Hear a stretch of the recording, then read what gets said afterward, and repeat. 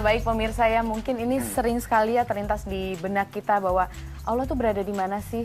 Saya pernah dengar ya katanya Allah itu lebih dekat daripada urat nadinya manusia. Ya, aku pernah baca hadisnya tentang itu sih ya.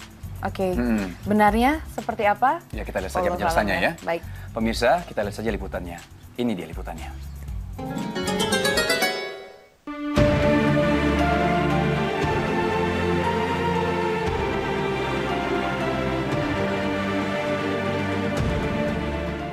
Di manakah Allah berada?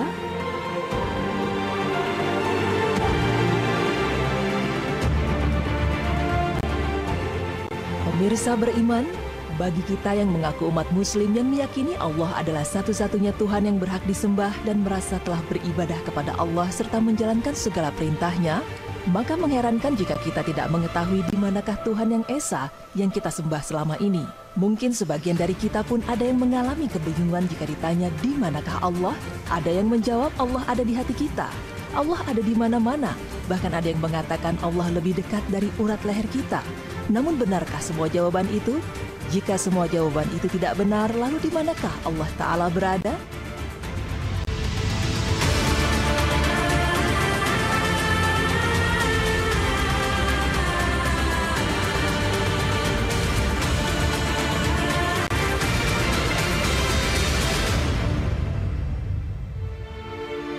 Ada banyak dalil yang menunjukkan tentang keberadaan Allah Ta'ala. Ulama besar Syafi'iyah menyatakan ada 1000 dalil. Ahmad bin Abdul Halim Al-Haroni berkata bahwa sebagian ulama besar Syafi'iyah mengatakan dalam Al-Quran ada 1000 dalil atau lebih menunjukkan Allah itu berada di ketinggian di atas seluruh makhluknya. Dan sebagian mereka lagi mengatakan ada 300 dalil yang menunjukkan hal itu. Majmu' Fatawa 521. Pemirsa beriman, terdapat beberapa dalil dan hadis yang tegas menyatakan bahwa Allah berada di atas, seperti firman Allah dalam surat An-Nahl ayat 50 yang artinya, mereka takut kepada Rob mereka yang berada di atas mereka. Dalil lainnya yang tegas menyatakan Allah berada di atas adalah firman Allah dalam surat Al-An'am ayat 1861 yang artinya, dan dialah yang berkuasa berada di atas hamba-hambanya. Lalu terdapat dalil yang tegas menyatakan ulu atau ketinggian Allah secara mutlak. Ulu atau ketinggian Allah ini mencakup ketinggian secara zat. Artinya zat Allah berada di atas. Qadar artinya Allah maha tinggi dalam kehendaknya. Dan syarf artinya Allah maha tinggi dalam sifat-sifatnya. Seperti firman Allah Ta'ala yang artinya Allah maha tinggi lagi maha besar. Surat Al-Baqarah 255. Begitu pula dalam surat Saba ayat 23 yang artinya Dialah yang maha tinggi lagi maha besar. Serta telah disebutkan bahwa Al-Quran diturunkan dari sisi Allah, maka diartikan bahwa sesuatu yang diturunkan sudah pasti letaknya di atas kemudian diturunkan ke bawah. Seperti firman Allah yang artinya, kitab Al-Quran ini diturunkan oleh Allah yang maha perkasa lagi maha bijaksana. Surat Az-Zumar ayat 1. Maka dari dalil-dalil ini sudah sangat jelas disebutkan bahwa Allah maha tinggi secara zatnya, yakni Allah berada di atas. Dalam firman-Nya dijelaskan bahwa Allah berada di atas Arsy dan Arsy adalah makhluk Allah yang paling tinggi. Dijelaskan dalam firman Allah yang artinya yaitu Rob yang maha pemurah yang beristiwa atau menetap tinggi di atas Arsy. Surat Toha ayat 5. Pemirsa, terdapat pula dalil yang menyatakan bahwa Allah turun dari langit ke dunia di setiap malam. Dijelaskan dalam sebuah hadis mutafaqun alaih bahwa Allah Ta'ala turun setiap malamnya dari langit ke dunia hingga ketika tersisa sepertiga malam terakhir dan Allah berfirman, siapa saja yang berdoa kepadaku, niscaya aku akan mengabulkannya.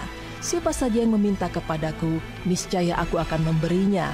Siapa saja yang memohon ampunan kepadaku, niscaya aku akan mengampuninya. Direwayatkan dari hadis riwayat Bukhari 1145 dan Muslim 758. Lalu dari hadis Muawiyah bin Al-Hakam As-Sulaimi dengan lafaz dari Muslim menceritakan bahwa ada seseorang yang memiliki budak yang biasa mengembalakan kambingnya di daerah antara Uhud dan Al-Jawaniyah. Lalu pada suatu hari budak tersebut berbuat kesalahan. Dia pergi dengan membawa seekor kambing. Seseorang yang memiliki kambing tersebut pun marah lalu menampar budaknya kemudian mendatangi Rasulullah sambil berkata, "Wahai Rasulullah, apakah aku harus membebaskan budakku ini?" "Bawa dia padaku," kata Rasulullah. Kemudian segera dibawanya budak tersebut untuk menghadap Rasulullah. Lalu Rasulullah bertanya kepada budak itu, "Di mana Allah?" Dia menjawab, "Di atas langit." Lalu Rasulullah kembali bertanya, "Siapa saya?" Budak itu menjawab, "Engkau adalah Rasulullah." Lantas Rasulullah bersabda, merdekakanlah dia karena dia adalah seorang mukmin. Direwayatkan dari hadis riwayat Ahmad 5447. Maka Az-Zahabi mengatakan bahwa inilah pendapat kami bahwa siapa saja yang ditanyakan di mana Allah, maka akan dibayangkan dengan fitrahnya bahwa Allah di atas langit. Jadi dalam riwayat ini ada dua permasalahan. Yang pertama, diperbolehkannya seseorang menanyakan di manakah Allah, dan yang kedua, orang yang ditanya harus menjawab di atas langit. Dan barang siapa yang mengingkari dua permasalahan ini, berarti dia telah menyalahkan Mustafa atau Nabi Muhammad SAW. Mukhtasar Al-Ulum Syahid Al-Albani halaman 81. Pemirsa beriman, ada pula pendapat dari Imam Abu Hanifah. Dikisahkan bahwa Abu Muti Al-Hakam bin Abdillah Al-Balkhi bertanya kepada Abu Hanifah mengenai perkataan seseorang yang menanyakan bahwa ia tidak mengetahui di mana Tuhannya, yakni Allah Ta'ala, di langit ataukah di bumi. Lantas Imam Abu Hanifah mengatakan bahwa orang tersebut telah kafir karena Allah Ta'ala sendiri berfirman yang artinya Allah menetap tinggi di atas arsy dan arsinya berada di atas langit. Namun orang tersebut mengatakan lagi bahwa dirinya tidak mengetahui di manakah arsy itu, di langit ataukah di bumi. Abu Hanifah pun berkata lagi, jika orang tersebut mengingkari Allah di atas langit, maka dia kafir.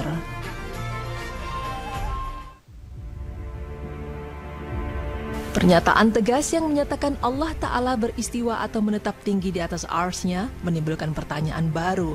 Lalu bagaimana hakikat istiwa sesungguhnya? Hakikat dari istiwa tidak mungkin digambarkan, namun istiwa Allah diketahui maknanya. Beriman terhadap sifat istiwa adalah suatu kewajiban, namun bertanya mengenai hakikat istiwa adalah bid'ah. Karena sesungguhnya Allah berada di atas arsy-Nya yang berada di atas langitnya. Namun walaupun begitu, Allah pun dekat dengan makhluknya sesuai yang dia kehendaki. Dan Allah Ta'ala turun dari langit ke dunia sesuai dengan kehendaknya, dijelaskan oleh Imam Asy-Syafi'i. Kemudian, apa makna dari firman Allah yang menyebutkan bahwa Allah bersama hambanya dimanapun hambanya berada? Yang dimaksud dengan kebersamaan tersebut adalah ilmu Allah. Allah mengetahui yang gaib dan yang nampak. Ilmu Allah meliputi segala sesuatu yang nampak dan yang tersembunyi. Namun Allah tetap menetap tinggi di atas arsy-Nya tanpa dibatasi dengan ruang, tanpa dibatasi dengan bentuk, dan kursinya meliputi langit dan bumi. Hal ini dijelaskan oleh Imam Ahmad bin Hambali. Nah pemirsa, demikianlah penjelasan mengenai beberapa dalil dan hadis yang menunjukkan keberadaan Allah Ta'ala, yakni Allah menetap tinggi beristiwa di atas arsy-Nya. Walaupun Allah Subhanahu wa Ta'ala menetap tinggi di atas arsy-Nya, namun Allah tetap mengetahui segala sesuatu sekecil apapun yang terjadi di bumi dan di langit. Karena itu dimanapun atau kapanpun selalu ingat bahwa Allah mengetahui apa yang kita perbuat, bahkan apa yang ada di hati dan pikiran kita. Oleh karena itu, sebagai muslim yang baik, hendaknya kita selalu menjaga perbuatan dan tingkah laku kita sepanjang waktu. Wallahu a'lam bishawab.